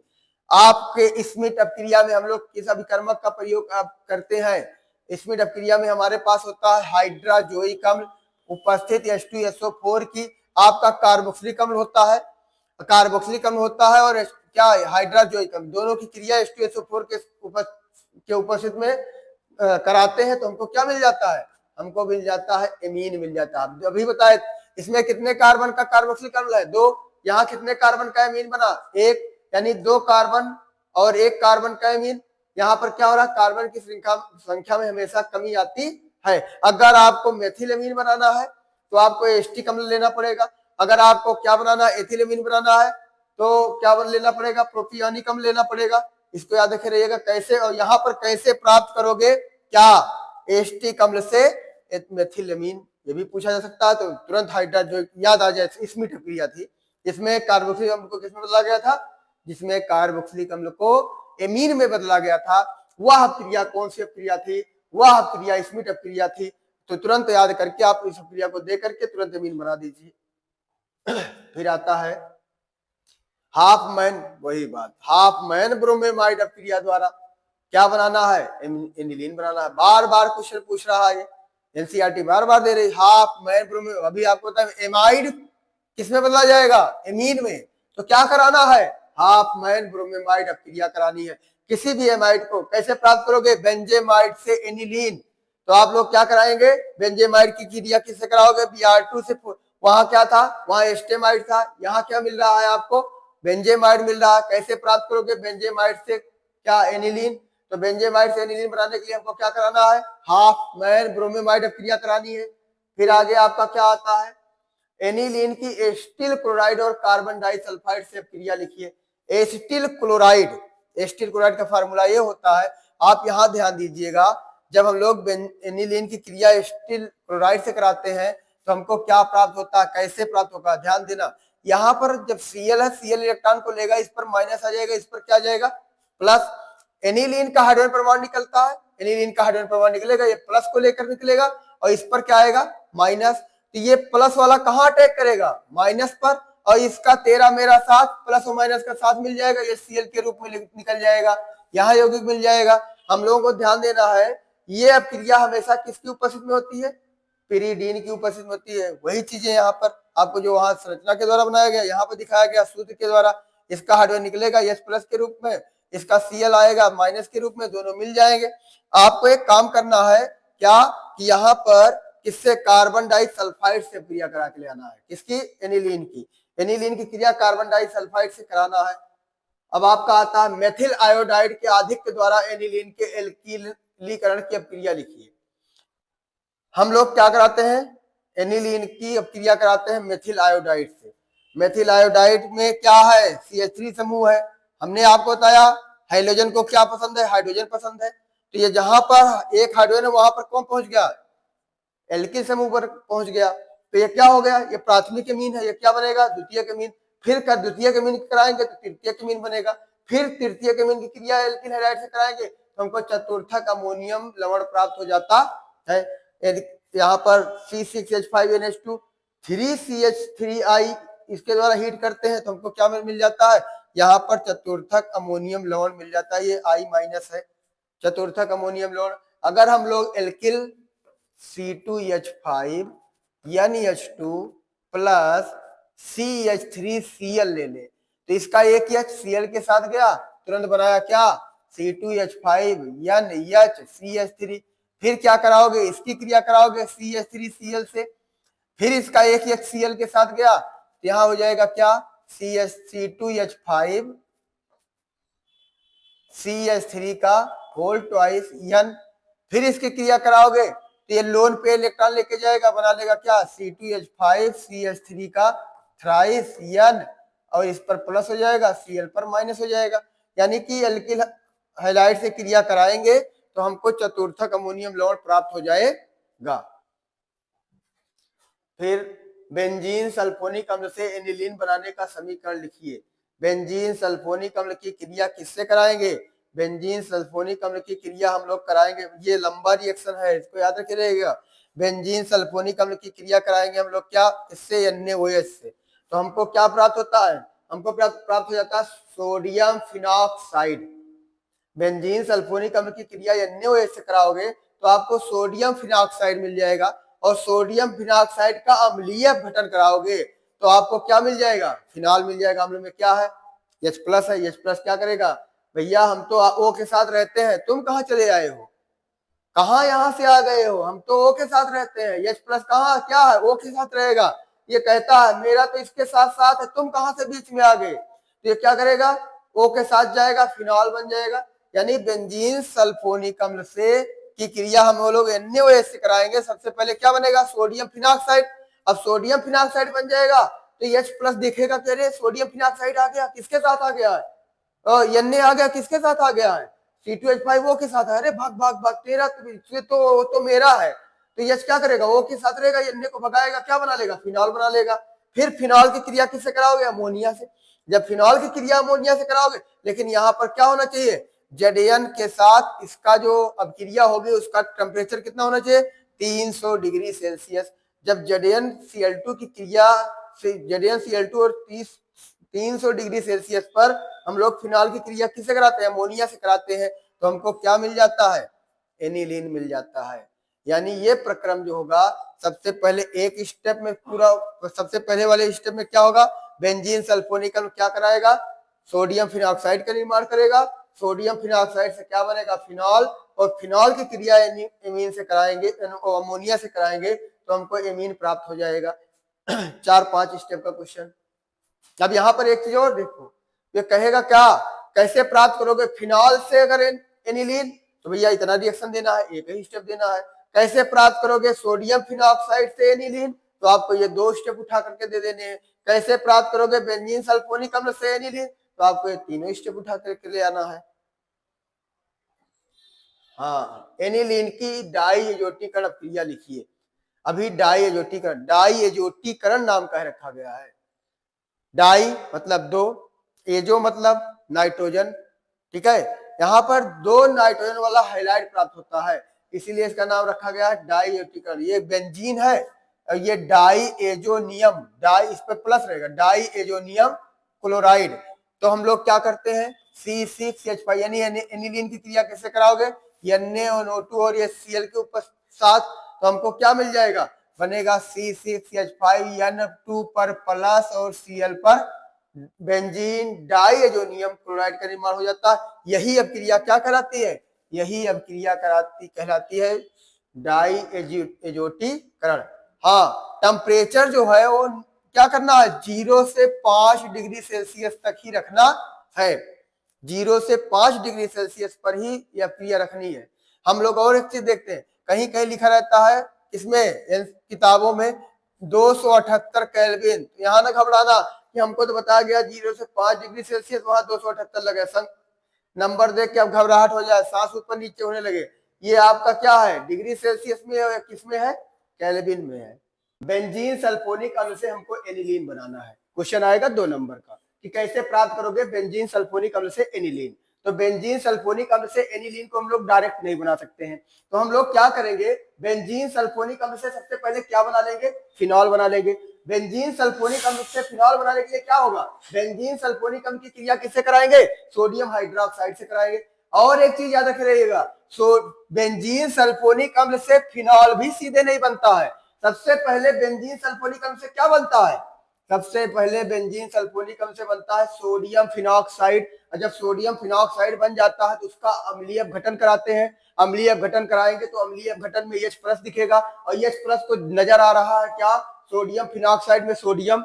अब H तो चाहिए किसका, किसके साथ, O के साथ, H को का O का साथ है, लेकिन बीच में क्यों ना आ गया Na। अब H के दिल में क्या खलबली मची कि Na को कितना जल्दी भगाया जाए, तो H आएगा और Na को भगाएगा और आपका क्या बन जाएगा, फिनॉल बन जाएगा। तो फिनॉल की क्रिया फिर किससे कराएंगे, फिनॉल की क्रिया होगी अमोनिया से, और अमोनिया से फिनॉल क्रिया करके क्या दे देता है, एनिलीन दे देता है। तो आपका कैसे प्राप्त करोगे बेंजीन सल्फोनिक अम्ल से एनिलीन, ये आपका क्वेश्चन आपका तैयार हो गया। लेकिन इसमें आपको पद जानना पड़ेगा, सबसे पहले बेंजीन सल्फोनिक अम्ल की क्रिया सोडियम हाइड्रोक्साइड से होगी, और सोडियम हाइड्रोक्साइड से करा करके फिनॉल बनता है, लेकिन उसके पहले भी एक यौगिक बनेगा फिनॉक्साइड, फिनॉक्साइड, सोडियम फिनॉक्साइड। अब सोडियम फिनॉक्साइड में फिनॉक्साइड तो अस्थाई है, लेकिन सोडियम आकर के वहां मिला हुआ है, H+ पे नजर आ गया कि सोडियम को हटाना है, H+ क्या किया, सोडियम को हटा करके फिनॉल का निर्माण कर लेता है। आगे का क्वेश्चन हम लोग देखते हैं, आगे का क्वेश्चन क्या है, एनिलीन की की डाई एजोटिकरण अपक्रिया लिखिए। एनिलीन की डाई एजोटिकरण अपक्रिया कैसे होती है, इस पे हम लोग ध्यान देते हैं। एनिलीन डाई एजोटिकरण में अपक्रिया में होता क्या है, डाई एजोटिकरण अपक्रिया में डाई एजोनियम क्लोराइड बनता है। एजो का मतलब नाइट्रोजन को पहले एजो कहा जाता था, अभी आपको बताया गया था कि नाइट्रोजन को पहले एजो बोलते थे और एजो बोलते थे, और ईएम शब्द आ रहा है। अगर किसी अणु पर, किसी परमाणु पर क्या आता है, प्लस चार्ज आता है, तो उसमें अनुलग्न ईएम जुड़ जाता है। अब डाई क्या है, डाई एजो है, एजो मतलब नाइट्रोजन है, डाई एजोनियम, इसीलिए इसको बोलेंगे diazonium chloride, benzene diazonium chloride. ये डाई एजोटिकरण क्रिया भी होती है। डाई एजोटिकरण अगर आ जाए कि डाई एजोटिकरण क्रिया क्या है, तो आप लोग एनिलीन से क्या बनाइए, बेंजीन डाई एजोनियम क्लोराइड। इसी अपक्रिया को क्या बोलेंगे, डाई एजोटिकरण अपक्रिया कहा जाएगा। इसमें हमको एक चीज ध्यान रखना है कि टेम्परेचर जो रखना है 0 से 5 डिग्री सेल्सियस तक ही होना चाहिए। आगे की क्रिया क्या होगी हम लोग देखते हैं। आगे वाले में आपका क्या कह रहा है, यौगिक ए है, यानी एक यौगिक ए है और ए का क्या करा रहे हो आप चयन। ए का आप चयन कराने पर बनता क्या है, बी बनता है। और बी का क्या होगा, बी की क्रिया कराओगे क्लोरोफार्म और पोटेशियम हाइड्रा ऑक्साइड से। यानी कि हम लोग तो बी पूछ रहा है, लेकिन हमारे पास ए से बी बन रहा है, बी से सी बन रहा है। हमको क्या करना है, हमको बता दिया गया है कि जो आपका बी है और सी है और ए है, इसकी पहले पहचान कर लो। एक कंपाउंड क्या है, बी तो दे दिया है, हम वहां पे बी पूछ रहा है, लेकिन हम लोग देखेंगे कि बी तो दे दिया गया है। अब हमको क्या मिलना चाहिए, सी। यानी कि अगर आप इसके आधार पर चलेंगे, जो क्वेश्चन है उसके आधार पर चलेंगे, तो आपका बी दे दिया गया है और ये सी वाला क्या कह रहा है, इसी को बी बना दिया है वो। तो हमको क्या करना है, ए से कोई यौगिक बन गया है, वो यौगिक क्या है आपका C2H7N है। अब ए से यौगिक बन गया C2H7N और उससे क्या बनेगा बी, तो हमको ए की पहचान करना है और बी की पहचान करना है। तो C2H7N जो है ये आपका एथिल एमीन ही है, ध्यान दीजिए C2H527N ये एथिल एमीन ही है। तो एथिल एमीन कैसे बनता है, और लेकिन जिस पदार्थ को हम लेंगे उसका आप चयन कराएंगे। एथिलमीन बनाने के लिए जिस पदार्थ को लेंगे उसका आप चयन कराएंगे। तो आप लोग ले लीजिए किसको, CH3CN को चाहे ले लो, CH3CN का भी आप चयन कराओगे तो क्या बनेगा, क्या CH3CH2NH2 बन जाएगा। CH3CH2NH2 हो गया इसका। अब ये बन गया आपका CH3CH2NH2 यानी C2H5NH2। इसकी क्रिया कराओगे किससे, क्लोरोफार्म और KOH से। यही अब क्रिया हो गई क्या, कार्बिल एमीन क्रिया। बार बार इस लेसन सबसे इंपॉर्टेंट अब क्रिया अगर है तो कार्बिल एमीन क्रिया है। कार्बिल एमीन क्रिया में क्या बनेगा, तीव्र दुर्गंध वाला पदार्थ आइसोसाइनाइड बन जाता है। क्या बनेगा, आइसोसाइनाइड CH3CH2NC बन जाएगा। तो हमारा बी वाला पदार्थ क्या होगा, आइसोसाइनाइड होगा, और ए वाला पदार्थ क्या होगा, मेथिल साइनाइड होगा। बी वाला पदार्थ आइसोसाइनाइड और ए वाला पदार्थ मेथिल साइनाइड।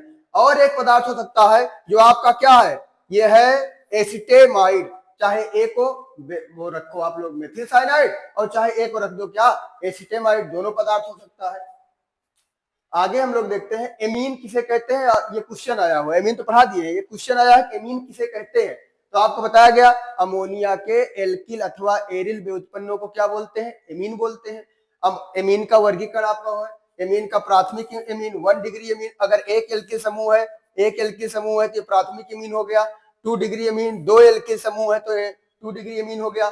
और 3 डिग्री एमीन, अगर आपके पास अमोनिया का 3 डिग्री एल्किल समूह उत्पन्न हो गया, 3 एल्किल समूह वाला उत्पन्न बनेगा तो 3 डिग्री एमीन हो जाएगा। क्वेश्चन आया था पिछली बार उसमें बोर्ड में कि द्वितीयक एमीन होता है, तो द्वितीयक एमीन के लिए वो दिए थे क्वेश्चन में क्या, CH3 का होल ट्वाइस NH, ये कैसा एमीन है, तो ये द्वितीयक एमीन है। कैसे जाने आप, इसके पास कितना एल्किल समूह है, 2 एल्किल समूह है। ये कैसा एमीन होगा, CH3NH2, ये प्राथमिक एमीन होगा। क्यों प्राथमिक एमीन होगा, क्योंकि इसके पास एक एल्किल समूह है।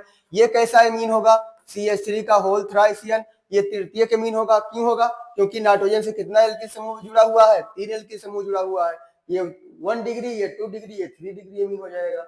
आगे बात आती है एथेनेमीन और एनिलीन में विभेद।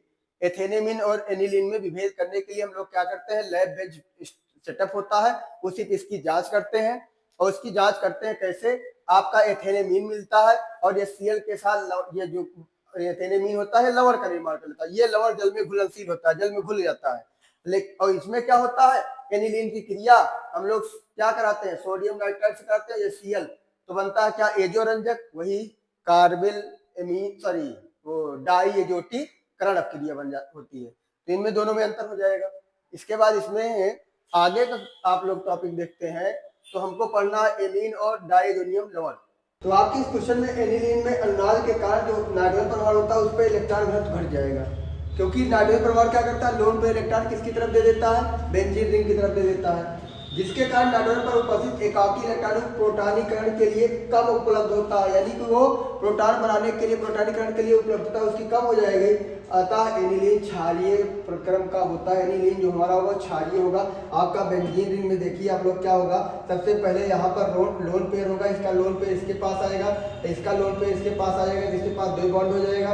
जैसे 2 बॉन्ड हुआ तो यहाँ पर इसका जो लोन पेयर होगा, बॉन्ड पेयर होगा, यहाँ आके लोन पेयर बॉन्ड पेयर अनुनायी संरचना में इसको आप लोग समझ चुके होंगे। और अनुनायी संरचना में आप लोग इसको देख भी सकते हैं। अगर किसी यौगिक की अनुनायी संरचना नहीं आती है तो उसको आप लोग बताइए, उसकी अनुनायी संरचना को समझाया जाएगा।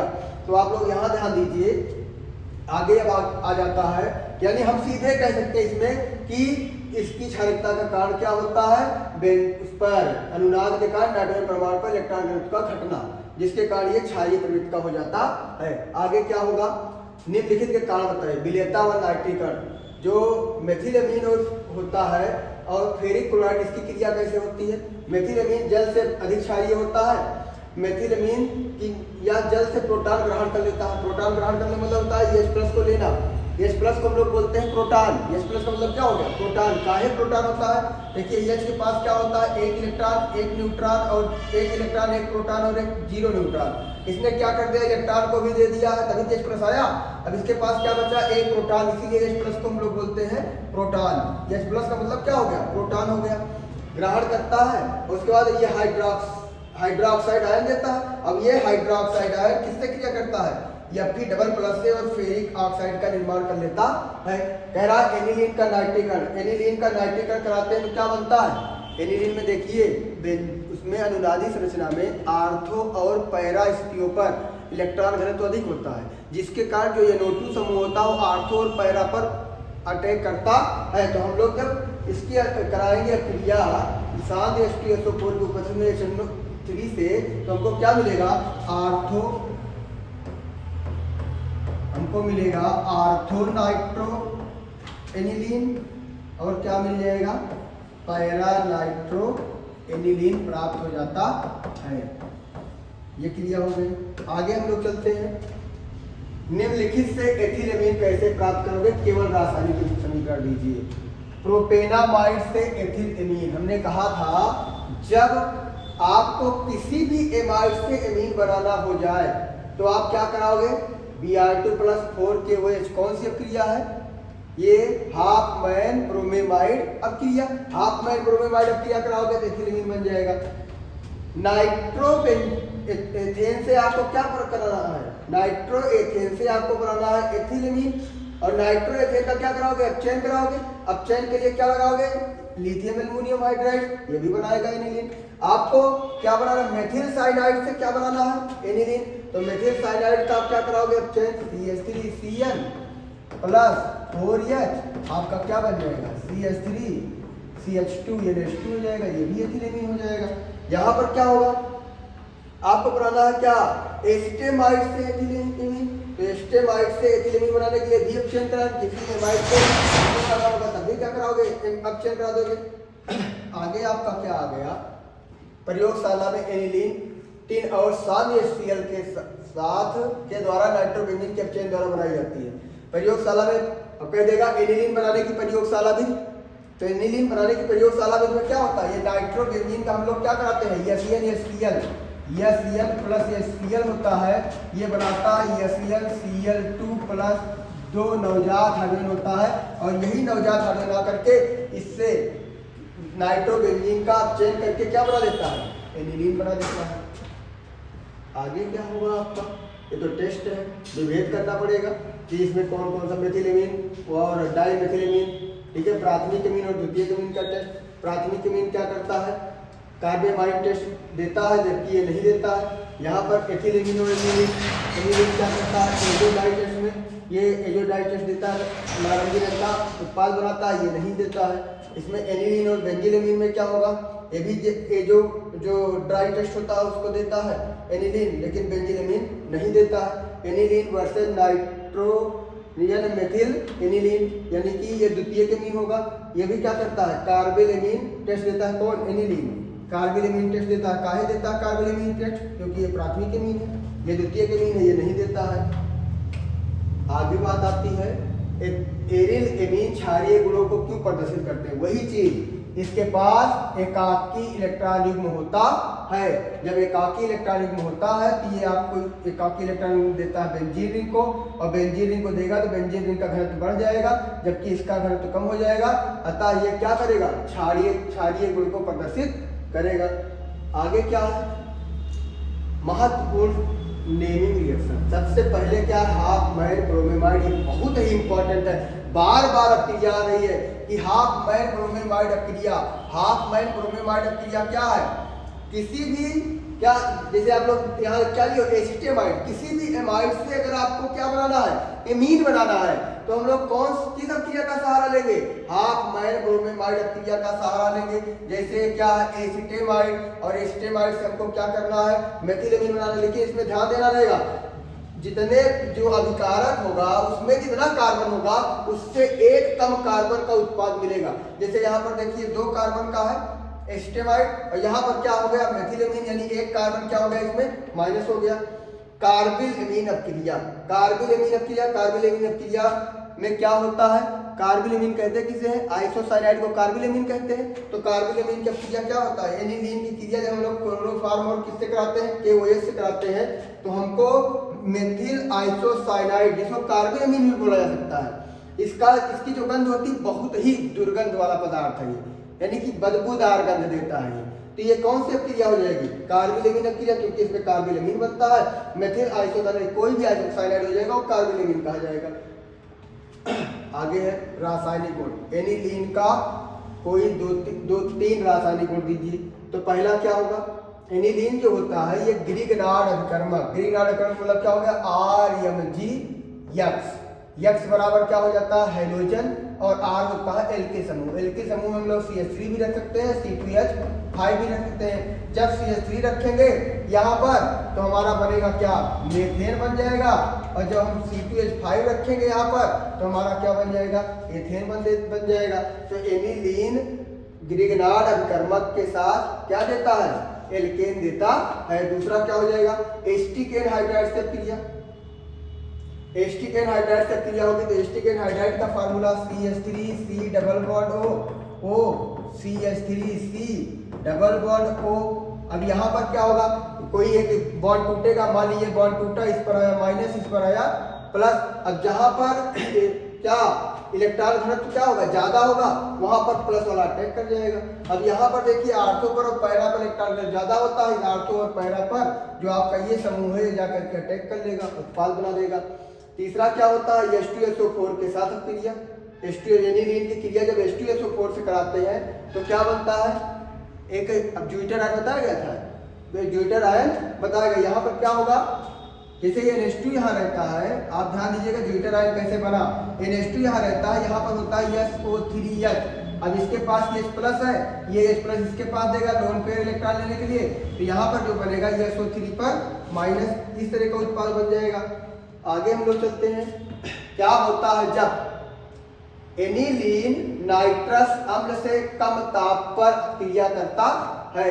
तो एनिलीन की जब नाइट्रस, देखो नाइट्रस हम लोग नाइट्रिकम, ये HNO3 आएगा तो नाइट्रिकम, और HNO2 आएगा तो नाइट्रसम। कम ताप का मतलब 0 डिग्री सेल्सियस, 0 डिग्री सेल्सियस पर जब रिएक्शन करेगा तो क्या बनेगा, बेंजीन डाइअमोनियम क्लोराइड का निर्माण कर लेता है। जब ये एनिलीन HNO2 के साथ 0 डिग्री सेल्सियस पर क्रिया करता है तो क्या बनता है, बेंजीन डाइअमोनियम का निर्माण होता है। कैसे प्राप्त करोगे, एनिलीन से बेंजीन डाइअमोनियम क्लोराइड, आप ये रिएक्शन दे सकते हैं। दूसरा क्या है, एथिलेमीन ग्रिग्नाल अपकर्मक से क्रिया करता है। अभी बताया गया था कि एथिलेमीन जब ग्रिग्नाल अपकर्मक से क्रिया करता है तो यहाँ क्या बनाता है, एल्केन। R के स्थान पर अगर CH3 रखोगे तो मीथेन बनेगा, अगर आप R के स्थान पर C2H5 रखोगे तो क्या बनेगा, एथेन का निर्माण हो जाता है। आगे क्या है, एथिल एमीन की NaNO2 तथा HCl से क्रिया कराते हैं। एथिल एमीन की NaNO2 तथा HCl से क्रिया कराते हैं। ये एट लास्ट उत्पाद क्या देता है, एथिल एमीन NaNO2 और HCl से क्रिया करके क्या देता है, फिनॉल देता है। 3-4 प्रकार का है। सबसे पहले एथिल एमीन HNO2 से क्रिया करेगा और NaNO2 HCl से क्रिया करेगा तो बनाएगा HNO2 और NaCl HNO2 आएगा, एनिलीन से क्रिया करके क्या बना देता है, फिनॉल का निर्माण कर देता है। यहाँ पर एक डरपोक गैस नाइट्रोजन बाहर निकल जाती है। जब एस्टेमाइड्स की क्रिया नाइट्रस अम्ल से कराते हैं तो नाइट्रस अम्ल एस्टेमाइड से क्रिया करके क्या करता है, एक गैस देता है नाइट्रोजन गैस जो डरपोक गैस होती है, और दूसरा क्या हो जाता है, यहाँ पर एस्टिक अम्ल का निर्माण हो जाता है। कैसे प्राप्त करोगे, एस्टेमाइड से एस्टिक अम्ल, तो आप लोग क्या कराओगे, नाइट्रस अम्ल से क्रिया करा दोगे। फिर आता है बेंजीन डाइअमोनियम क्लोराइड की जल से क्रिया कराई जाती है, तो बेंजीन डाइअमोनियम क्लोराइड की जल से क्रिया कराओगे तो आपको क्या मिलेगा, फिनॉल मिलेगा। काहे, इस पे ध्यान दीजिए आप लोग। यहाँ हम लोग क्या करेंगे, HOH लिखा जा सकता है। H को Cl पसंद है, निकल गया यह Cl के रूप में, N2 गैस निकल जाएगी और OH जो समूह होगा ये फिनिल समूह से जुड़ जाएगा, फिनॉल का निर्माण कर लेगा। आगे होता कैसे प्राप्त करोगे, एसिटेमाइड से मेथिलेमीन।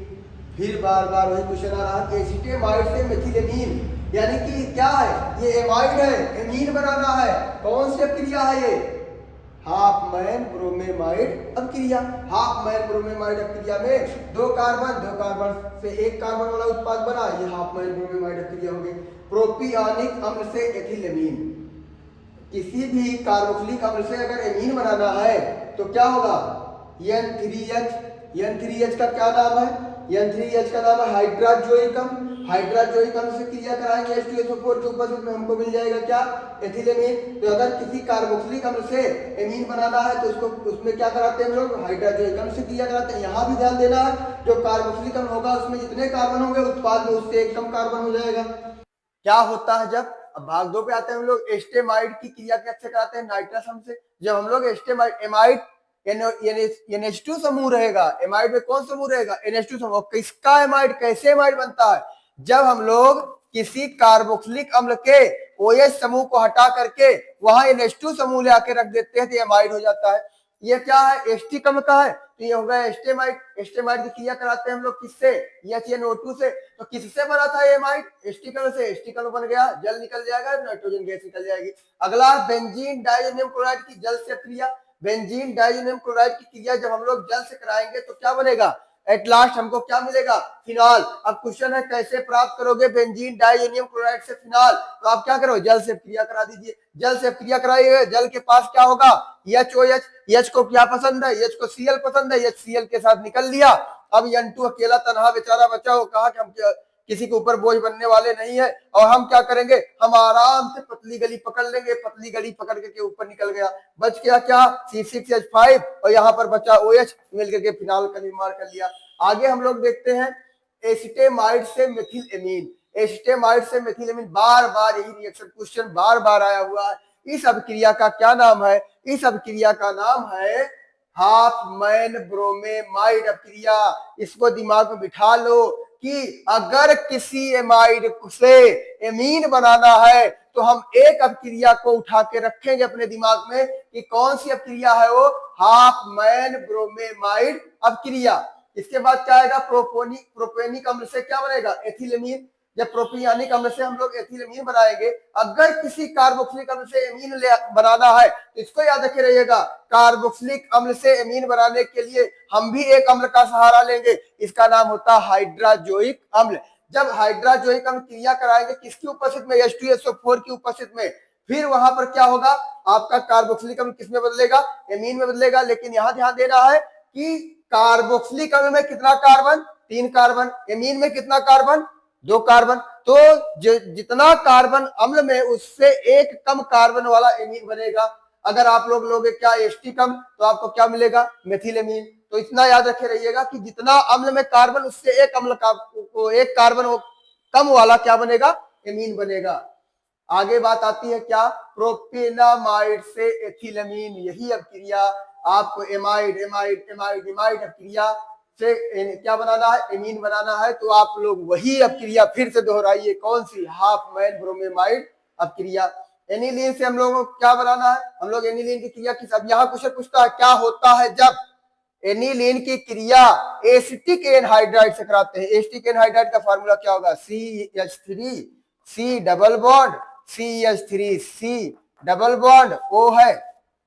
अब ये O दो के साथ जुड़ा हुआ है, तो कभी न कभी ऐसा समय आएगा O को एक का साथ छोड़ना पड़ेगा। मान लो इसका साथ छोड़ेगा तो O पर क्या आएगा, माइनस चार्ज आ जाएगा, इस पर आ जाएगा प्लस चार्ज। ये प्लस चार्ज इस पर बेंजीन रिंग पर अटैक कर लेता है और उत्पाद बना देता है। आगे आता है क्या, एथिलेमीन से एस्टिक अम्ल। एथिलेमीन से एस्टिक अम्ल हम लोग कैसे बनाएंगे, तो सबसे पहले एथिलेमीन की क्रिया कराएंगे HNO2 से, और जब HNO2 से कराएंगे तो एथेनॉल का निर्माण होगा, और एथेनॉल का से हम लोग क्या बना लेंगे, एस्टिक अम्ल। याद रखना, अगर कोई एल्कोहल आपका है, एल्कोहल को अगर आपको एल्डिहाइड में बदलना है तो आप लोगों को क्या कराना पड़ेगा, एल्कोहल से एल्डिहाइड बदलने के लिए ऑक्सीकरण कराना पड़ेगा। याद रख लेना इसको। अगर एल्डिहाइड को कार्बोक्सिलिक अम्ल में बदलना है, एल्डिहाइड को कार्बोक्सिलिक अम्ल में बदलना है, तब भी क्या करना पड़ेगा, ऑक्सीकरण करना पड़ेगा। लेकिन कार्बोक्सिलिक अम्ल से एल्डिहाइड बनाना है तो क्या होगा, अपचयन, और एल्डिहाइड से एल्कोहल बनाना है तो क्या होगा, अपचयन होगा। इसमें अब आप यहाँ 3-4 रिएक्शन देख सकते हैं। एल्कोहल से एल्डिहाइड, जैसे आपका क्या है, CH3 है, CH2 है, OH है, इससे आपको क्या बनाना है, CH3 CHO बनाना है। ये एल्कोहल है, ये आपका एल्डिहाइड है, यहाँ तुरंत उठा के इसका ऑक्सीकरण करो। ऑक्सीकरण कराने के लिए हम लोग किसका प्रयोग करेंगे, K2Cr2O7 प्लस H2SO4 का प्रयोग करेंगे। यानी K2Cr2O7 और H2SO4 के साथ एथेनॉल का ऑक्सीकरण कराने पर आपको एल्डिहाइड मिल जाएगा। अगर एल्कोहल को किसमें बदलना है, एल्डिहाइड बदलना है, यानी ऑक्सीकरण कराना है, तो ऑक्सीकरण कराने के लिए हम लोग क्या करेंगे, किसी न किसी ऑक्सीकारक का प्रयोग करेंगे। वो ऑक्सीकारक क्या होगा, K2Cr2O7 प्लस H2SO4। ये K2Cr2O7 H2SO4 आपस में क्रिया करेगा, नवजात ऑक्सीजन देगा, और नवजात ऑक्सीजन आएगा, एल्कोहल से क्रिया करके किसमें बदलेगा, एल्डिहाइड में। इसके O को H को लेकर के वो चला जाएगा, बच जाएगा क्या, CH3 CHO, एल्डिहाइड बदल जाएगा। और एल्डिहाइड का अगर कार्बोक्सिलिक अम्ल में बदलना है तब भी ऑक्सीकरण कराएंगे। अगर कार्बोक्सिलिक अम्ल को एल्डिहाइड में बदलना है तो क्या कराएंगे, अपचयन कराएंगे। अगर एल्डिहाइड को एल्कोहल बदलना है तब भी अपचयन कराएंगे। यहां ध्यान देना, ये एल्कोहल है, एल्कोहल से क्या बनाना है हमको, एस्टिक अम्ल, तो एल्कोहल का क्या कराएंगे, ऑक्सीकरण कराएंगे। देखो नवजात ऑक्सीजन मिला इसको, और एल्कोहल किसमें बदलेगा। अब यहाँ पर एक स्टेप इसका खत्म है नहीं, कि एल्कोहल से वो बनेगा एस्टल्डिहाइड, और एस्टल्डिहाइड का ऑक्सीकरण होकर के क्या देगा, एस्टिक अम्ल देता है। आगे क्रिया है, आपके पास यौगिक मिलेंगे, A B C की पहचान करना होगा। आपको मान लीजिए क्या दे देगा, यहाँ पर दे देगा A B C, जैसे एक यौगिक ये हो गया, एक यौगिक ये हो गया। आपसे कहेगा कि हम लोग क्या करेंगे, हम लोग एस्टेमाइड का की क्रिया कराएंगे P2O5 से। तो P2O5 का उपयोग कहाँ करेंगे, इसको याद रख लो।